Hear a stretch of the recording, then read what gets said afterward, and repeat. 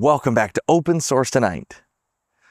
I got a comment recently that was talking about GTK versus Qt, and it's been about 10,000 years since I did the last video on it, so here we are again.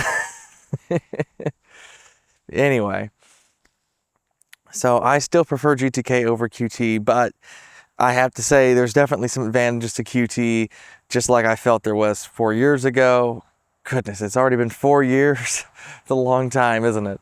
This December will make 4 years, so I guess you want to get really technical. We're slightly closer to, we're almost to 4 years. Anyway, and so the thing of it is, to this day, I still think that, for me personally, I prefer GTK. Qt-based desktops, they work really good with being able to handle GTK apps, versus GTK-based desktops don't seem to do too well with Qt.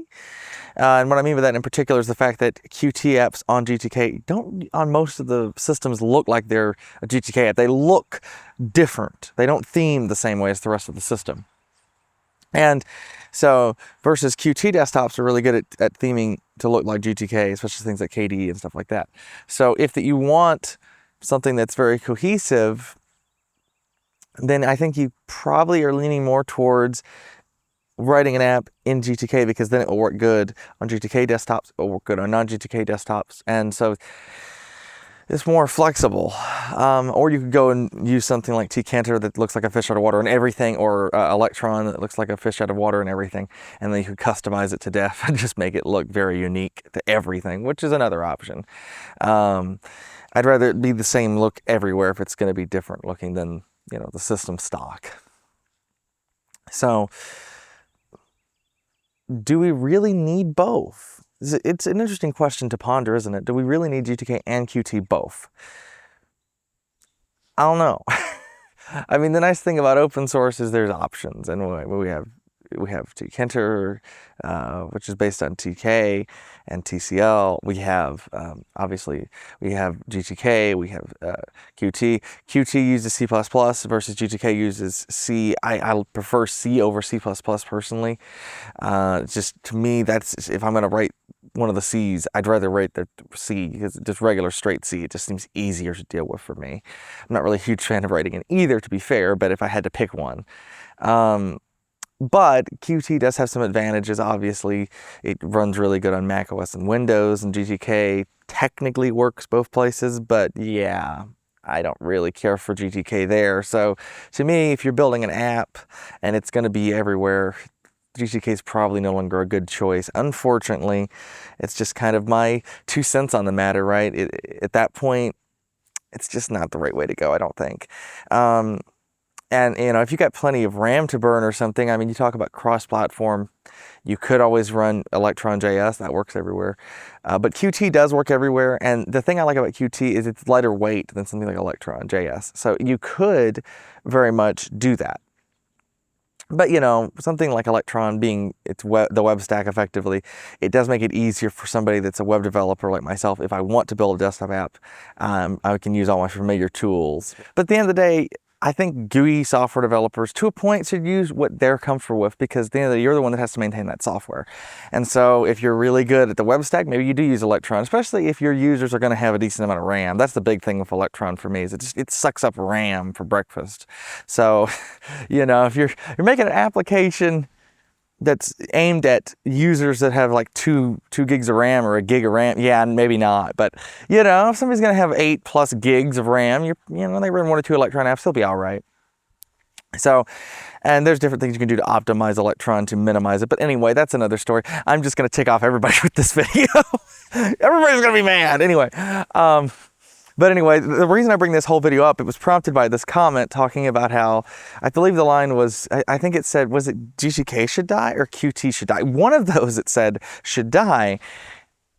I mean, I don't really agree with you on that. It would be nice if we all had one standardized API. yes, I suppose it would be nice, but on the other hand, one of the beautiful things about open source software and with Linux is that we have choice. And, maybe you prefer to write your apps for Qt in C++. I don't, but you might, and therefore you can do it.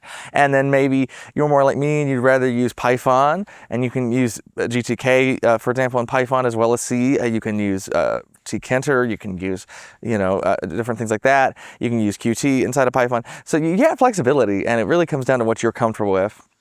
I have wrote stuff in GTK and Python, I've wrote stuff in Qt and Python, and I've wrote stuff in Tkinter and Python. And for me, Tkinter and GTK is the preferred options. Tkinter for maybe applications that I either want to feel old because you can style it to look like Motif, or if I just want something that I can kind of throw together, I find I can do things a little quicker with Tkinter as far as development. I've dealt with it for a really long time, so I got those muscle memories. Gtk with GTK, I still have to actually go and to this day, look at the documentation for a lot of common stuff. I just can't keep it in my head long enough to actually remember it. But with Tkinter, I've literally memorized a lot of the common classes and functions and everything you're going to need. So I can just go in there very easily and say, oh yeah, I want a window, it's this. I want a button, it's this. I want this, I want that. I want this, I want that. I want to make a table here, whatever. So that's really important, I think, just to have that ability to use something that you're comfortable with is, I think, the number one thing. But it also is going to depend on a lot of different things. I mean, we're talking about here in this imaginary scenario where you're developing something for you or for, like an open source project where you're not like working for a company or something, because they may say you have to use Qt, you may have to use GTK, you may have to use, GTK is another way of saying Tkinter technically, and all that kind of crowd, or you may want to use GTK, right? Whatever, well, or have to use GTK, whatever they tell you got to use, or Motif, or whatever, you know what I mean? Like or you're inheriting, legacy software that was written in something else, and they just want you to maintain that, add a button in the corner or something to do the new thing. So regardless, everybody, I think it's pretty obvious to see that with things like GUI toolkits, as well as most things in the software world, it's all up to what you're comfortable with, what you want to use, what your budget allows. I mean, if you want to use GTK or Tkinter in closed source software, the licensing, I'm not a lawyer, but seems to be a little different. But with Qt, you pretty much, from what I understand, especially if you're not using like C++, you pretty much have to, I think, I could be wrong on this, but my understanding, the last time I looked at the licensing, was I think you need to pull a commercial license. And you have to pay them a fee. And, if you're building commercial software, that's you get support with it and all these other good things. And that may be worth it for you.